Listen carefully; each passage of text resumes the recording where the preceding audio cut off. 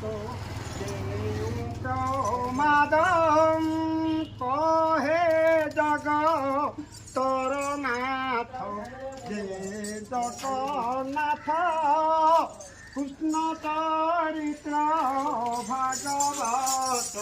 যে ভাগবত से तीन कर्म दिए करई आयुष थी पुणी जीवुची आ कौन आयुष थी ना जिते बड़े सती माँ ते लिखिदे भगवान ते आयुष दे जीवु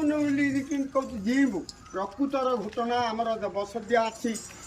देवता अच्छी आमर केते देउल देवता अच्छी आमर खमार देउल देवता अच्छी सबुआड़े पृथ्वी देवता थी आम जीले ना ना कौन होता कहीं कह ଦେଇଥିଲେ ବାବୁରେ ଯାଇ ନଥିବା ପଢ଼ିଆ ଭୂମିରେ ଗଧ ନ ଚଳିବ ଜଳରେ ବୁଡ଼ିନି ଜିନ୍ଦିରେ ପଡ଼ିନି ଜଳରେ ଭକ୍ତାନ୍ତର ପରର ଧନକୁ ଆଶା ବଳାଇଲେ ଲଗାଇବେ ଭୂତ ପାପ